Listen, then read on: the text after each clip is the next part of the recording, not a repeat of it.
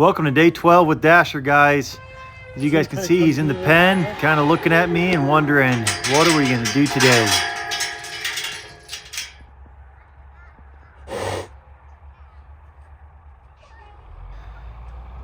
There's old Dasher tooting his horn at me. You know, he's a pretty snorty horse. Just about every day he has to stomp around and snort at me and make sure that I know who he is. But I'm just going to start moving him around. Every time I work with this horse, I have to kind of get his brain engaged. If I just go straight into working on being close to him or other things, you know, I feel like I put myself in danger. So I need to move him around. I need to get his brain thinking. We need to start getting things engaged. So I threw my hat there on the barrel. We're going to work on a little bit of problem solving before we get started today. And as you guys can see, you know, the tarp is no problem. And he's starting to look to me like he's getting ready to learn.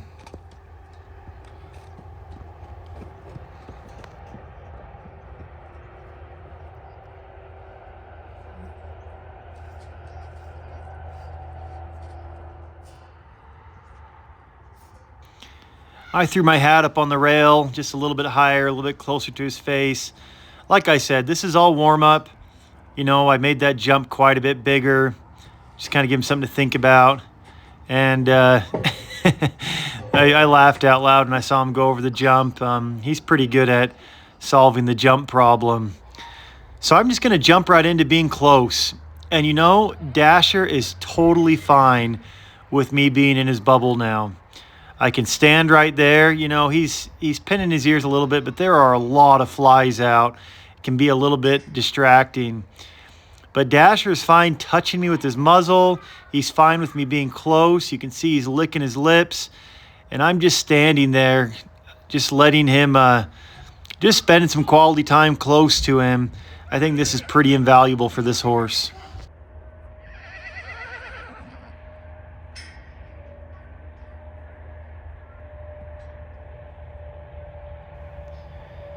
I've never trained a horse quite like Dasher. And I've trained a lot of horses, especially when I was younger. In my teenage years, I started quite a few colts, and every horse I own today is one that I've started and finished.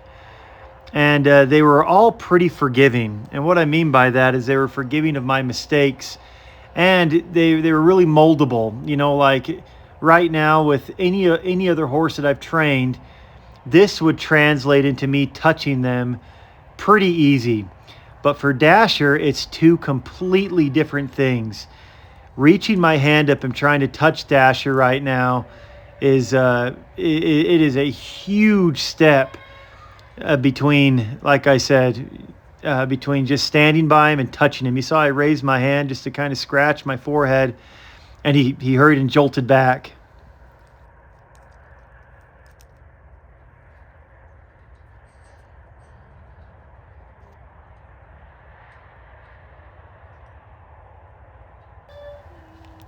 You guys can see Wilson's two babies there in the background. We got Buckle and May passing by, kind of seeing what's going on.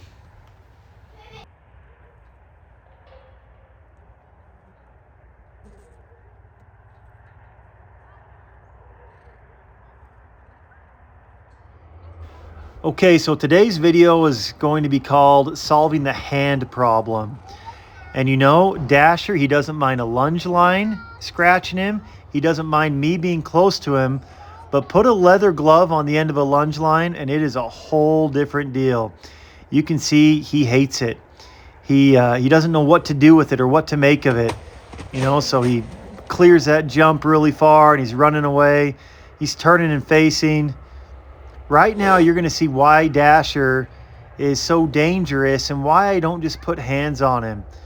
Right now, I'm kind of pressuring him with this little leather glove. I just want him to check it out. I'm not swinging it at him. It's just a little bit wobbly on the end of this lunge line. I just want him to smell it. So he smelled it a little bit, and I still decide to put a little bit more pressure on him because this represents my hand pretty good. I go to touch his neck and whack. he tried to actually kick it. And that little move right there that you guys saw is what broke my pinky.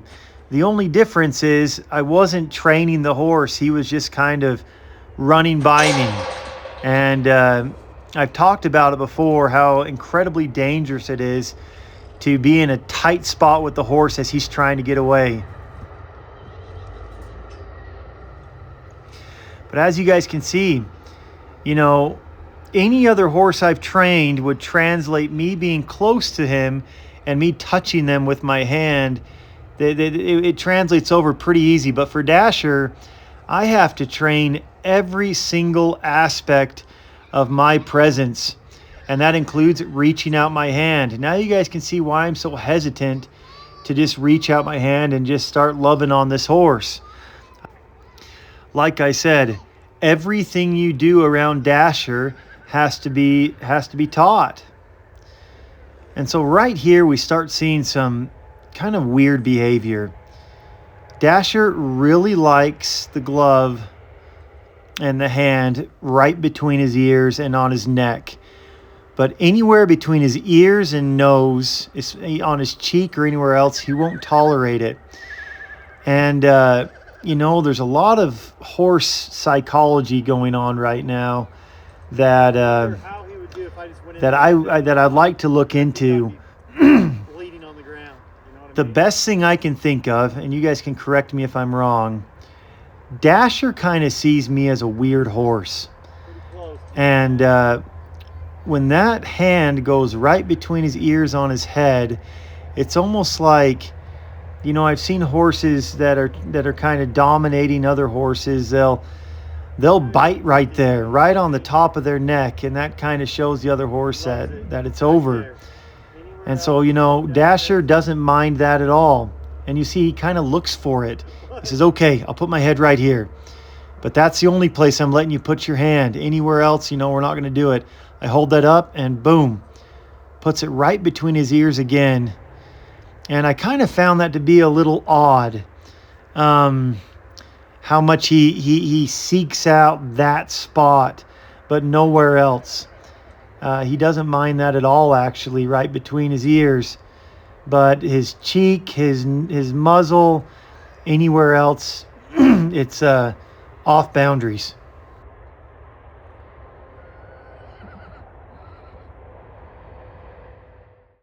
All right, guys, here's the shot of the day. I would like to remind everybody that this is going to take a lot of time, and the progress is going to be measured in tiny little baby steps. I'm dealing with a horse with deeply instinctual behaviors, and every time I have to introduce something new, it's going to be a new training session. Most of the training sessions from here on out are going to be similar to what you guys have already seen. Pressure and release, introducing new objects, taking him out on walks, clearing his head, repetition. If you're in the market to adopt a Mustang, I would say have at it. I have 9 of them that have been phenomenal to train. Dasher has been kind of the oddball out, and that's why we've recorded it. When we got these Mustangs, I was really excited about what I was going to learn about their hooves and legs. Little did I know that I was in for a master class on horse behavior, specifically primal instincts of wild horse behavior. It's been a heck of a journey up till now. We're looking forward to the future. And like I said, this will take time, but we're excited about it.